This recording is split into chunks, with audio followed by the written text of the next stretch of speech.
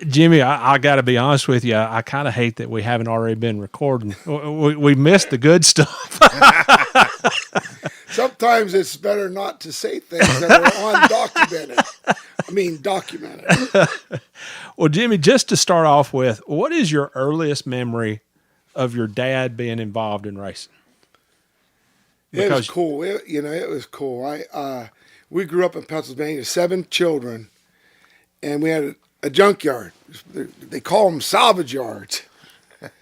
But I was probably my mom wanted 2 evergreen trees planted in the front yard. That became our racetrack. So the race cars were maybe 150 feet away in the bottom of the junkyard, 2-story building on the shop side. And growing up, like we started driving when we were like 5, 6 years old because my dad had a 70-some acre junkyard and we would ride around. But then all at once, when you get to be 6, 7, 8 years old, you start to want faster things, bikes, then maybe a motorcycle. Well, we were racing around the trees, and then next thing you know, we're in the cars. We're pretending we're driving. And then my mom would never take us to the races, but my Aunt Jenny and Uncle Dick would. And my Uncle Dick would build my dad's motors. So I would say probably, like maybe 8, 9 years old. And what really hurts was in 1963, so I'm about 6 years old, we were at the races. And Lenny Erb, pretty good racer, he was second. My dad was leading, but my dad had a gigantic lead. And there was, at Selinsgrove Speedway, there was fences all the way around. The only way you can get off the track was at the end of the straightaway into the corner. My dad's car quits. As he's coasting down, he's still on the racing surface, still on the track. Lenny hits him from behind, the car explodes. Dad got burnt. Ooh. And that was scary because... And you were there. Oh, we were there. Well, then my dad, he was a hell of a race car driver. Well, then my mom sort of tried to keep us home, but all my uncles and stuff said, Ed, you got to come back. The following year, he came back, 64. And he just started winning lots of races. Well, we saw him working on the cars, Irv's, so many guys. And that probably is why we raced. Because my dad was so successful. It was cool. We have so many pictures of all of us guys and my sisters with Fast Eddie. That's what they called him, Fast Eddie. And some bitch was good. Won lots of races. And, that's what really got me started. Did you have any other interests growing up? Yeah. Or did you know from the start you were going to be a racer? No, Steve, I didn't. Okay. I was a pretty big guy. We were all pretty big guys. And we were all pretty tough because all of our uncles went in the military. Yeah. And my one uncle was the strongest man I ever met. He was a logger. And a logger today, hey, man, they're tough, but they're not like those guys were back in the 40s and 50s. And I was born in 57, but Uncle Andy and those guys, we played baseball and everything. We played football, and I played high school football. And I loved football. Growing up, the Pittsburgh Steelers were my team, baby. Terry Bradshaw, Franco Harris, all those guys. They were awesome. Go Cowboys. Hated the Cowboys, but that was the catch. Remember the Cowboys and the Steelers? Oh, yeah. Back in the 70s, that was it. Yeah. And we would sit around and we'd have parties, and my brother loved the Cowboys. And Jackie Smith, Tom you Landry, bum. Landry and Noel. And I was fortunate because we weren't really that far from Pittsburgh. We had a lot of friends, and we had a guy that owned a junkyard in State College, Pennsylvania. He had a poker game.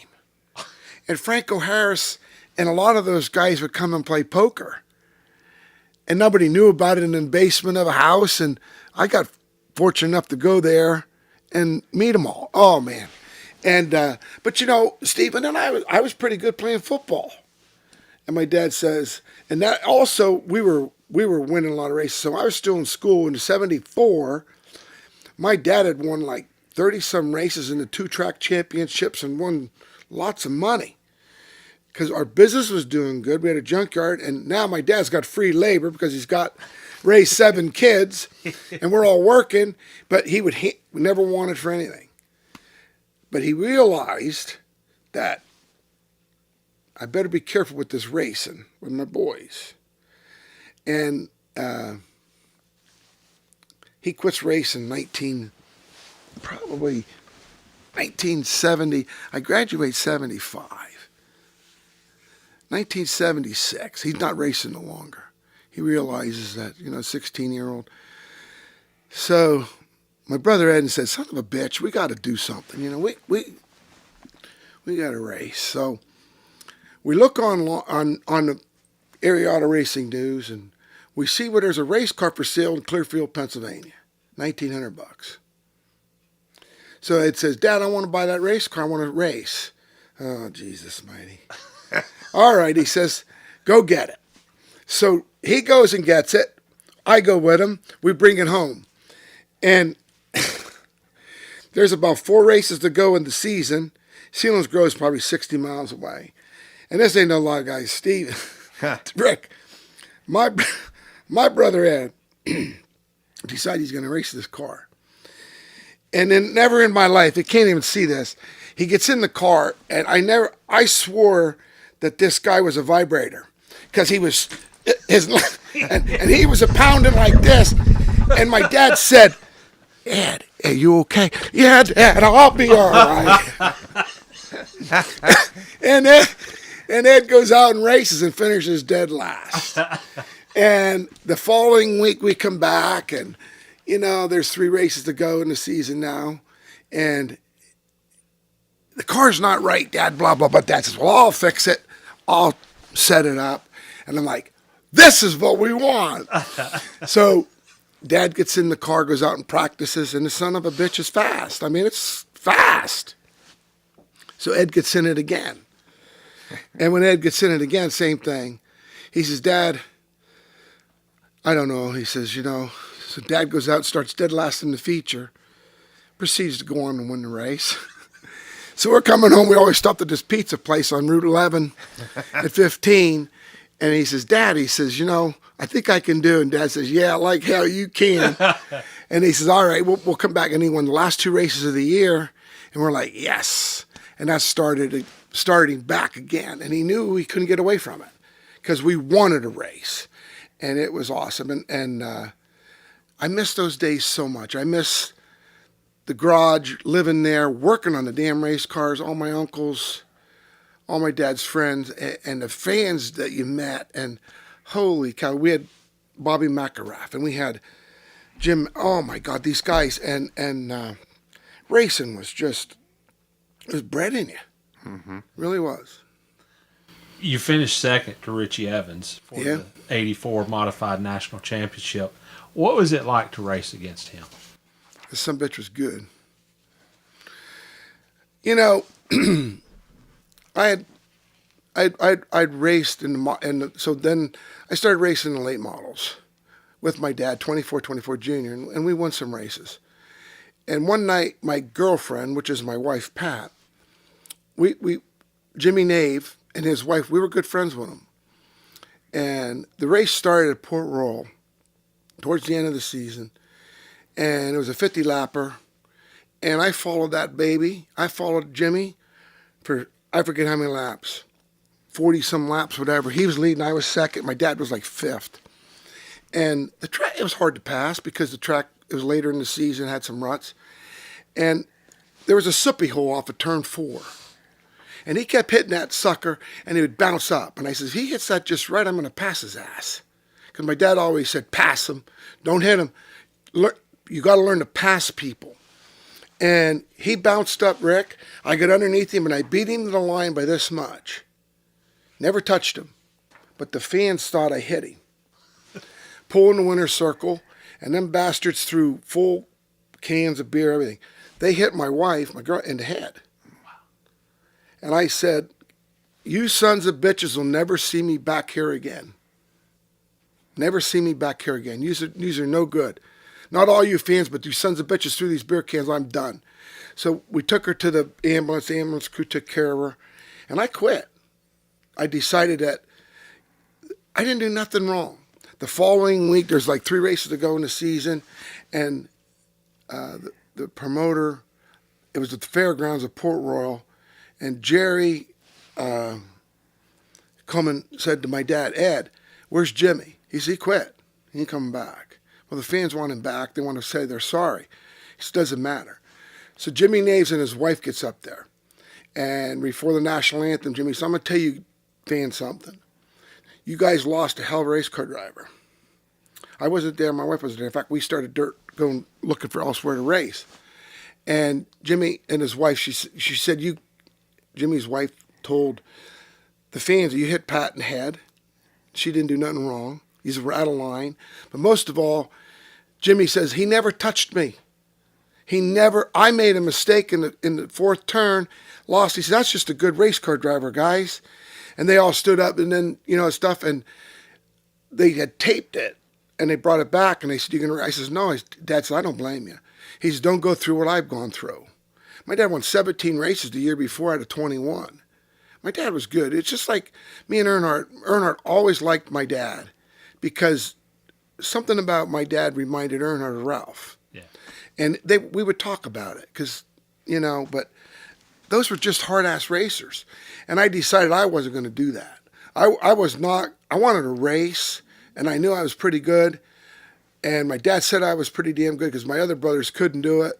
But then we started looking, and that's when I became interested in asphalt modifieds. And I met Richie and bought a car from Richie and raced Richie and won my track championship. Ended up, I didn't like Richie's car as much as a Troyer car. It was a Maynard Troyer, hell of a Menor. And I says, Maynard, can you give me a deal on the car? Damn, yeah. Hell yeah, I'll give you a deal. I need you in one of my cars because you could compete with Richie. And 83, I won the championship at Shangri-La. I won a lot of races. And in fact, that's when I met most of you guys because I had won, and we were invited to Charlotte to the Gatorade would have that big thing in Charlotte at the motel, Adams Mark. Yeah. Yeah. And that's the first time I met Wade. I was busting his butt about the National Motorsports Press. What was it? Yeah. He educated me. But I said, that's cool, and that got me interested in what we were doing. Met Earnhardt. That was 79. I met Earnhardt not 79. That would have been 80. Earnhardt won the championship, and I did too. 79. And then, because then, anyway, getting back to Richie. But then that's when Earnhardt and I sort of became friends for the first time. He said, when you come to South? I said, I don't know. I can tell that story another time. But then one thing leads to another, and started racing Troyer cars. And Maynard says, you master Shangri-La, Owego, New York. He says, you can go anywhere in the country and win. He said, when you master Shangri-La, he was right. And I chased Richie's ass, 1984. No, that would have been 82. So Richie got killed in 85. Yeah, in 84, I raced him for the championship. And I beat him, except Jerry Cook said I had an illegal carburetor on. Same carburetor Richie had on. And he cost me 90 points. And, but Richie, we were really, really good friends. Hell, I stayed at his house. Quick story. I don't know how much time we got, but this is a quick story. We got all the time. We're at Spencer Speedway. And I wasn't racing for the championships. This is probably 81-ish, 82-ish. And Richie says, come on, go with me tomorrow. There's a big paying race in Riverside Park Saturday night and a big payday on Sunday. Now, I'm making a lot of money. We have a car lot in Pennsylvania, but we have nothing to do. I said, man, Richie. So I said to the guys that were helping me, I said, you want to go? Hell yeah, we never been. Let's go. Where are we going to stay? Richie said, well, you could stay at my house, you and Pat, and the boys would, Billy will get them. Billy Naswitz will get them a room. So Richie was slick. That son of a bitch was slick. He's up in the camper. He's up in this Ford thing. He sleeps in the top bunk. Not me. I'm driving. 2 in the morning, you know. But Richie was a hell of a race car driver and a good friend. But anyway, we're coming across like Route 104 from Spencer Speedway to Rome, New York. This is no lie. There's a guy slaying in the middle of a 2-lane road. Spread eagle, bam. Nazowitz is about a quarter of a mile ahead of me. He gets on the CB. Jimmy, watch out. There's something in the middle of the fucking road. Watch it. So I'm like, I slow down, and here this guy is. Well, Billy turns around and comes back. So this is like 2:30 in the morning. And there's like a couple houses around, but it's be like driving down a 2-lane road. Like, what the hell? And I said, that son of a bitch is dead. Well, here comes Richie out, and he's got these cowboy boots on, and he got these points on the end. And I'm down there touching him, and I says, Richie says, is he warm? I said, yeah, he's still warm. He says, let's see if that son of a bitch is dead or not. And he jammed that boot into the guy's palm. That son of a bitch went, whoop, stood up straight. And Richie goes, I told you that son of a bitch wasn't dead. Then we called the cops. And now, how did he go again?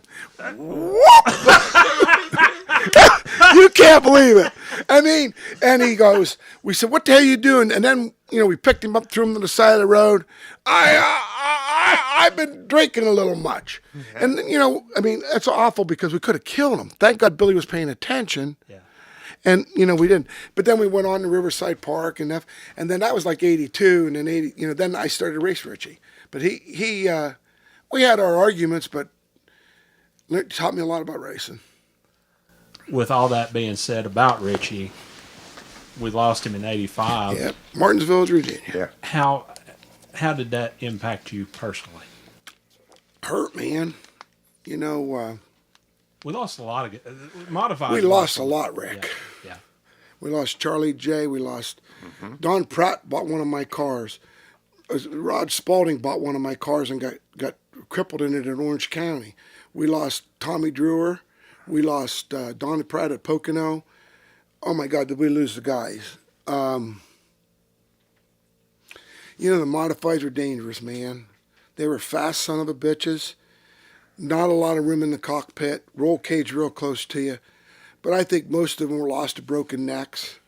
The Hans device wasn't, I think we all thought we were tougher than steel. Did it change the way you looked at safety any? Sorta. Okay. Nowhere near what happened after Earnhardt. Yeah. But no, we just thought it was unfortunate that he lost his life. Richie, back in the day, Charlie, I was the last guy ever to talk to Charlie as a driver. And I love Charlie Jazarnbeck. He put me in the hospital. It was probably one of the worst accidents they've ever been in. He didn't mean to do it. We were racing. And we were at Thompson, Connecticut. It's ironic that the Blewett brothers got killed in the same spot. Fast son of a bitch, man. High bank, fast racetrack, concrete walls. Unforgiving. And Charlie and me were racing, and we hooked. And when we hooked that son of a bitch, we went into the wall. Oh, my God. I don't remember. Wow. And that was great that you don't remember. But we were sitting at Martinsville, and we both didn't qualify worth a crap. And I think he started 21st, I started 22nd. That's when Martinsville had the 20-car impound and the heat races, which were the best races of the year. And I says, Charlie, what's the scoop, buddy? He says, you know me, man. We're going to the front as fast as we can get there. And I said, listen, drop your ass in here. I'm going to follow because I don't want to be aggressive. I'm racing for the points. And I did. And as we're going around at Martinsville, Charlie was a very big man, but he always would move a little bit in his car. And we're going in the first turn, and I lifted, and I see his car kept going. I said, son of a bitch. And I knew his throttle hung. I knew it. Yeah. I saw him in there fighting, and then, bam, left side, and got killed. All that being said, what did it mean to you personally to win the 86 and 87 modified time? Steve, I wanted to beat Richie. Yeah. In 1984, I got second to him, and I was broke. That's why I didn't race in 85. I was bankrupt. I never declared it. I was broke. That son of a bitch he broke me because I would spend every dollar. Our family would do whatever it took to win races. And I think he won 14 or 15, and I won 14 or 15. But it came down to where it was so close. And I just said, you know what? I lost. I admitted it. And I said, it's time to move on. And I really experimented in 85 racing the Grand National cars. I looked Tommy Ellis, and, that was pretty popular back then. You could make a good living at it. And Richie gets killed. And Ron Hutter calls me on the phone. And he goes, what are you going to do? I said, I'm going south. He says, BR Duet, Richie's sponsor. He wants you. I said, what's the deal? And you could make good money. You could make more money racing a modified than you could south. I remember talking to Dave Marcus. Richie and I would talk to Dave. Richie was making more money than Dave Marcus was driving a cup car. We were racing Star Speedway. We were racing these trucks, $5 grand, $10 grand to win. 100 lapper, packed grandstands. But in 1980, I guess it was 85, Richie got cut 86. I said, okay, that sounds good. I think we'll do that. And my wife says, we can, I know you always you love the modifieds and they're close. So the season is getting ready to start. I got 3 cars ordered from Troyer, and BR DeWitt doesn't call me, but Hutter does. And BR DeWitt's son told Ron that we can't put Spencer in our car because he's from Pennsylvania, and George Kent needs to go in the car because he's from New York. And I said, that's a bunch of bullshit. And anyway, one thing leads to another, and my son's born, our first child, Jimmy, in 1986. And I get a phone call. Frank Cece owned a bunch of convenience stores and stuff. Great guy. Wouldn't have made it without him. He calls me up. He says, hey, this is really late in the spring. And he says, you want to drive my cars? So I called up, and he had a bunch of older cars and stuff. And I said, yeah, I'm interested in doing that. He said, I want to win this championship. And I said, we're competing against BR DeWitt. He says, doesn't matter. He says, Ron Hutter told me you're the best there is. And I said, what? He says, yeah. He said, Richie Evans told BR DeWitt that that's the best. He's as good as I am. That was pretty damn cool. Wow. And I got that through Billy Nazowitz. And that meant a lot. That meant more to me probably than anything. Richie you never tell that. Yeah. But it was pretty cool. And for me to follow up Richie win the championship 2 years in a row is pretty cool. Anyway, we go to New York. I'm driving the guy's car, and I'm leading the race, and George Kent passes me. Now, my brother is fit to be tied. So he tells Frank, and my brother's got a temper. My temper's nothing compared to what my brother's was. He said, them son of a bitches, he said, somebody screwed that car up. They don't pass my brother leading the race. And the mechanic goes, listen, that car's got a brand new rear and everything else in it. Well, my brother slides under there and looks, and the damn housing's bent, right? And everything else. So Frank comes over quietly, looks at the car. He says, Eddie, what are you talking about? And it's, Frank, that's an old piece of shit. That's not a new rear end. Frank looks at it and he says, you're right. Frank walks over to Ronnie Kent, says, what's the story on the rear end in my car? Because the Kent brothers had the car in Elmira, New York, where they were working on it. Here they stole the rear end. Because the deal was that BR DeWitt would buy you tires, gas, credit cards, motors, but he didn't buy cars and stuff. He didn't buy the parts. He would. It was a hell of a deal, but you had to put up some of your money to do it. You made money. I mean, you made a lot of money, but my point is it wasn't just like in the Cup, I own the team, you come and drive for me. It was a different type of sponsorship. And Ronnie Kent says to Frank, get used to it. And Frank went, no, yous ain't got a chance. And I come home, and Frank says, come up and get all my stuff. He says, we ain't losing this championship. So needless to say, I had 2 motors on order, 3 new cars from Troyer, and Hutter calls me up, and Ron says, you ain't going to believe this. Frank just ordered 2 more motors. I'm like, whoa, this guy's serious. Now, is this for the Busch Series? No, this is for the Cup. This is for the Cup. I'm sorry, this is for the Modifieds. Yeah. So we proceed in 1986 to kick their ass. I mean, they ain't got a chance. And we're at Oswego, New York, a non-NASCAR event. Mr. DeWitt was as nice a man as you ever could meet in your life. And I'm standing by the hot dog stand. The greatest hot dogs in all of motorsports was not Martinsville, was Oswego, New York. Sabet's. And I said, I need me a hot dog, grilled bun, had me some onion and some mustard. And Mr. DeWitt walks up to me and he goes, I'm going to get that.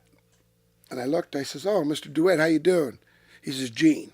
I says, Gene, how you doing? He says, good. He says, come over here and sit down with me.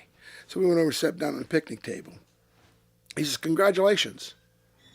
He says, congratulations. He says, I made a mistake.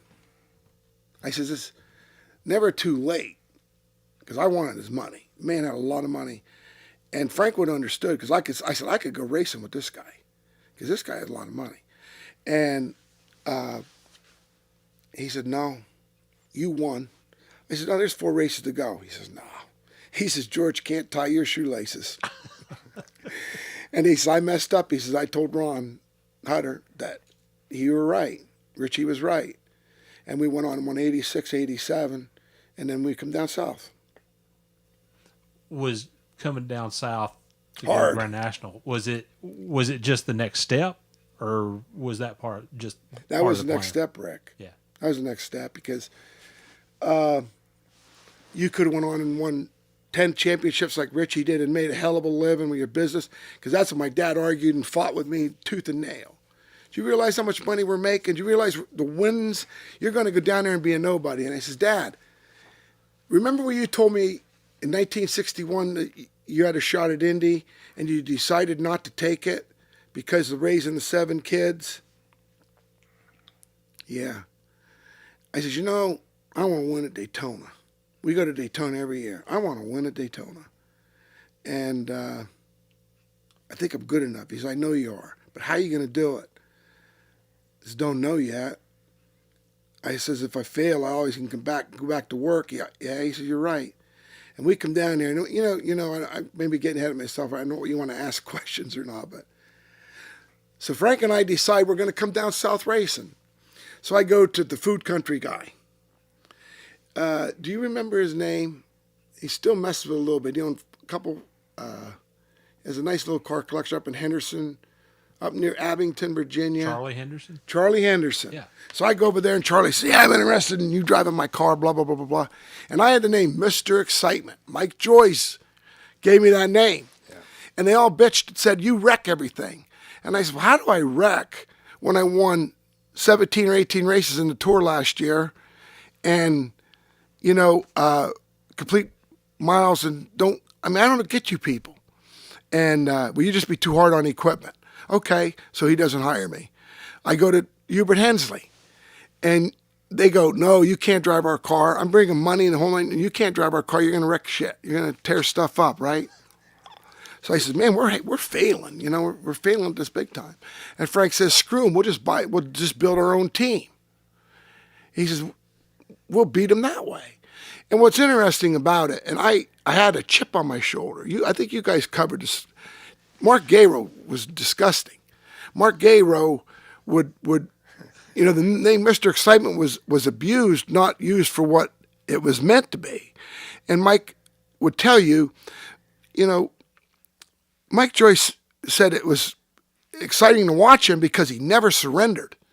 It was not intended that he's going to wreck, because it's like Mike said, the guy would race. It's like when we raced Richie, we'd pass people. You didn't wreck them. You had open wheels. You couldn't wreck people. But we come down here in about the 4th or 5th race of the year, we're doing pretty good in the nationwide. I had 2 guys working for me. And Charlie Henderson comes to me and says, I want you to drive my car. Like, ain't going to happen. I mean, we got everything invested here. We're doing pretty good. And then Hubert Hensley, he was actually helping me. So I love the old Hubert. We were at like South Boston or whatever, and Hubert come walking over, got the big wad of tobacco. He goes, boy, I really fucked up. He had Mike Swain driving his car. Enough said. And then we went on and won some bush races, and I was sitting there. I was sitting in the shop in that would have been 86, 87, so 88, 1989. Al's underneath the car working. There's only two guys in the shop, me and Al. Phone rings. Get it. I said, no, I ain't going to get that son of a bitch.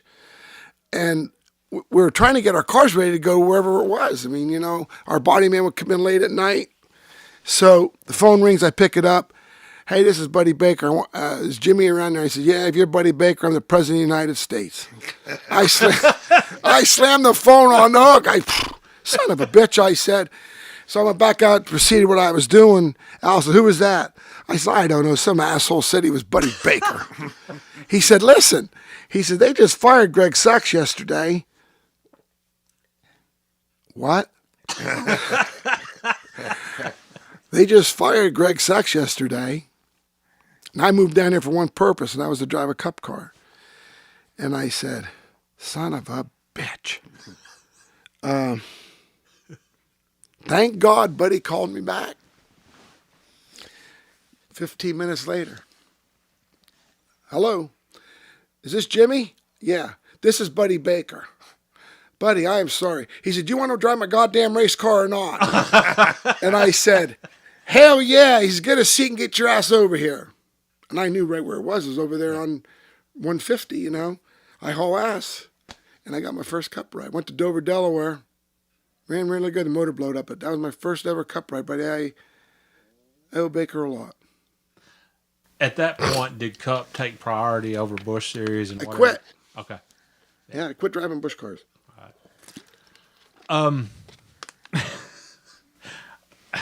Let's see. I'm trying to figure out the best way to ask this question. 1989 at Louisville Motor Speedway. That was a bad picture, but that's fine. Well, I have no idea what picture you're talking about. That I had that race one wreck. Yeah. That was a Brian France stupidest son of a bitch to walk the face of the earth. Wow. All right, just for the record, how did he play into Louisville? All right. Louisville, Kentucky, little quarter-mile bull ring. And this is his first excursion at becoming a director, a race caller. Gotcha. Okay. So we're standing there before qualifying, and he puts his foot on the right front fender of my car. And I like Brian. Hell, we did deals. We flew to Oxford, Maine, and everything. But this is definitely a dumb call on his part. And he goes, how do you pass at this track? And I says, usually you got to get your front bumper by somebody. And you know, if you try to pass them, you know, you got to pass them. If they don't give you a lot of room, then you start to give them a little nudge with the bumper, let you know that you're there, and you pass them. Okay. Well, I forget where I started. Robert Presley was leading the race, and I had a hell of a race car. And I get up to Robert, and Robert was a hell of a short track racer, and we're racing hard. And when we get in the corner, me and Robert bump door to door, tire to tire. And we raced like that for like 2 or 3 laps. And I finally got by him. But just, my car did not have any marks on except a little bit of tire. Damn, we're on a quarter-mile racetrack. And I'm leading the race. And the next thing I know, 15, 20 laps later, you got to come in for a penalty. I says, Dale, what the hell are you talking about? NASCAR wants you to come in the infield. They're penalizing you a lap, 2 laps or whatever for rough driving. I says, God damn it, I'm leading the race. And one thing leads to another. Well, hell, you can't make 2 laps up with 100 lap, whatever, to go in the race. And I get in there, and Buster Otten stops me. And I went, you know what? I can't win this race. The next day I'm driving for Buddy Baker. I'm going to drive Michigan the next day. Screw it. Park it. In the meantime, I say, Buster. I was mad. I said, Buster, who made that call? He said, the tower, Brian France. So they accused me of fingering him. They said that I gave him the double fingers. I never did that, Rick. Never in my life did I finger a person. I did have fun doing it, but not that night because I knew that it was a standing room only crowd. And I went, what the fuck did you do? And then, one thing leads to another. I take my car in the thing, and I told Frank I quit. I'm not driving it no more. I don't want to jeopardize my Cup career. So I get called into Michigan the next day, and Dick Beattie says, what happened last night? And I told him. And he says, why did you do that? And I says, because the dumbass called me out for racing. For racing. Not for wrecking. We were racing hard. You could ask Robert Presley. And he goes, well, we need to see you and Wednesday, whenever we checked into Daytona, Tuesday or Wednesday, because we ran it on the 4th of July, was the day you'd run the race. So I said to Buddy, Buddy, he says, don't let that affect you. Don't worry about it. He says, just go sit down there. And I heard what happened. He says, somebody made a dumb call. Well, they knew Brian had made a dumb call. And how I know that, I'm in there, and I'm sitting on, this is my first real confrontation with Bill France. So I'm sitting there. They pull a chair out, sit it down, Les, Richter, and Beattie. And they're circling me like I'm an Indian, like they're Indians and I'm a freaking cowboy, right? And I'm looking at them, and they're walking around. All at once they start going to my shoulder. I looked at my shoulder. I mean, what the fuck is your guys' problems? Because I cuss some, I'm not new. And they said, you have a chip on your shoulder. This isn't modified racing.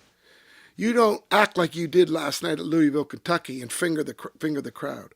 I said, I didn't finger the crowd. Well, that's what they said you did. I said, they're lying. They are lying. Well, there's somebody coming to see you. We're going to get this worked out. I said, good. Bring his ass in here. I want to talk to Brian France about what happened. Not Brian. Bill comes. Daddy. Daddy. Here we go. So I'm sitting there, and Bill comes in. Hey, Jimmy, how you doing? Good. Hell of a race car driver, blah, blah, blah, blah, blah. What's the matter, Bill? An incident last night, Saturday night at Louisville, Kentucky.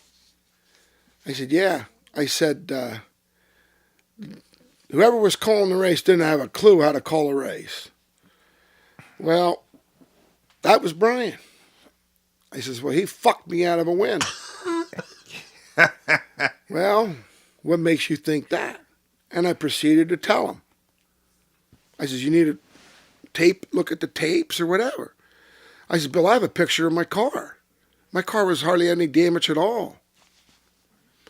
Well, he says, we all go through growing stages. I says, Bill, I lost a race because of that. I mean, I had that race won unless my car blowed up or whatever, but I was going to win that race. Well, you got a long future in this sport. You'll win plenty of races. No, Bill, I want to get to the bottom of this. I want Brian to come. No. I says, Bill, I want Brian to come here because he has to learn that he made a mistake. No. That's bullshit, Bill. It needs to happen. About a minute goes by, just quiet in the room. He says, imagine a long corridor. I'm like, never went to college. To myself, like, what the hell is a corridor? So he says, and I'm walking down this here corridor. I said, Bill, what is a corridor? He said, it's a hallway. Oh, I said, a hall. You're walking down the hallway. I'm walking down the hall, and I'm on the left side. What side are you? I said, I'm following you. He says, good decision. Have a good day, and walked out. Now you talk about what a metaphor, whatever you want to call it. And I was like, okay. So then I went to Earnhardt. Oh, he said he's educating you. He says he ain't gonna admit his son made a he might admit his son made a mistake, but you can't get it back. And ever from that day, that we were really good. I mean, seriously, Bill and I mean, he relied on certain people. He relied on certain people to tell him what to do in the sport. Not what to do, but how it was going. Sure. Very interesting. You had cup deals in 1990 through about the halfway point in 1992 with Rod Osterland and then Travis Carter. But from what I understand, both were struggling pretty hard financially. Yeah. Osterland was. How difficult was it for you to balance trying to prove yourself at the cup level with teams that needed more money to be competitive? Well, Rick, made a lot of bad decisions in my career, but you can't look back. But the bright side of my career, I met people like you, Steve, crew members, officials. Fantastic. I made a lot of dumb decisions. I always thought what you did on the racetrack spoke for itself. Started back at Port Royal when you beat somebody, the modifieds. I didn't need the media. I didn't need to play to the media. I didn't need to tell the media that my car owner was freaking broke, but we were still doing pretty damn good. I drove for Osterland. Earnhardt comes to me, come to the shop. I go to the shop. Earnhardt warns me about Osterland because Osterland screwed Dale.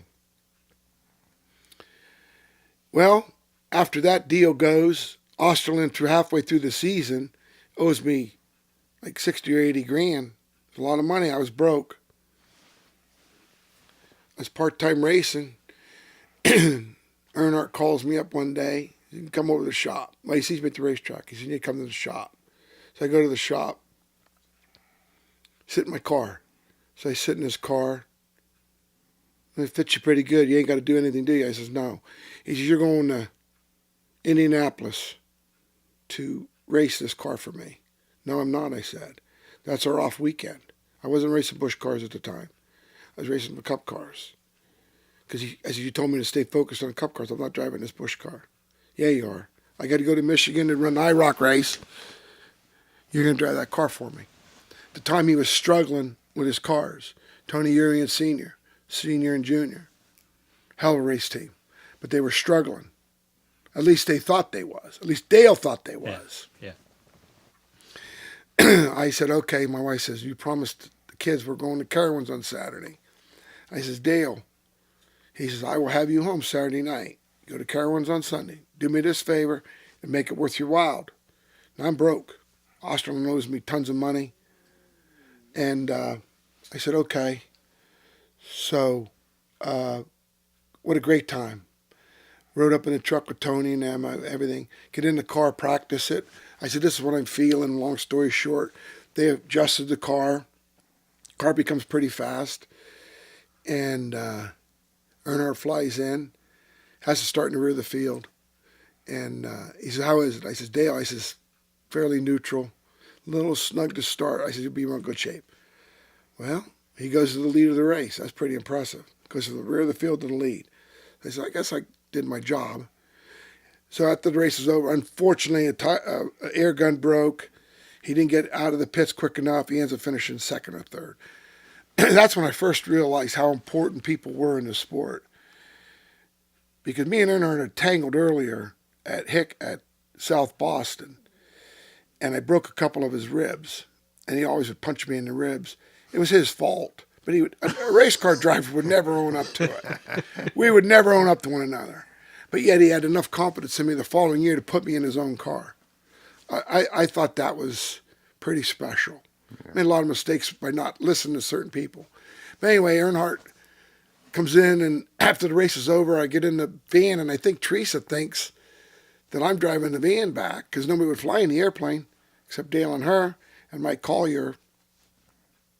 Earnhardt says, what are you standing there for? Get in the plane. No, Teresa says. He's not going home with us. I said, get in the plane. He promised me. I got in the corner of the plane. Needless to say, we became pretty damn good friends, Teresa, me, and Earnhardt after that. But anyway, Earnhardt, we talked about it coming home on the airplane. What's wrong with my race team? I said, Dale, you know what's wrong with your race team. Yeah, but he says, you did a good job setting that car up. I said, I didn't do nothing. I drove it. I says, your boys set that car up. Your boys fixed the camber. Your boys did everything. I didn't do nothing but drive that car. You have a hell of a race team, Dale. Hell of a race team. What's the matter with it? I said, well, you know what's the matter with it. I says, your motors, Dennis Fisher motors, were junk. He had a junk motor in that car. Not junk, but no power. I mean, they didn't blow up. Well, how they didn't blow up, they didn't make no goddamn horsepower. And for him to do what he did, he'd have won a lot more races. And I told him, I said, Earnhardt, if you had a Moroso motor in, when I drove Moroso motors, I made 2 laps up at Myrtle Beach. Bob Rinaldi, that little bastard, he could build horsepower. And I said, Earnhardt, if you had a motor like that, you probably would win every time you raced. Because one funny thing, when I was moved down here with Earnhardt, we were all sitting around there drinking some beer one night at his shop. And I said, Earnhardt, why are you so good? I said, what makes you think you're so good? And he looked at me, and he says, before the race starts on Sunday, I walk up to my car. Wherever I start, I look behind me, I look ahead of me, and I say, there ain't no son bitch here good enough to beat me. It's interesting. And he says, right here, buddy.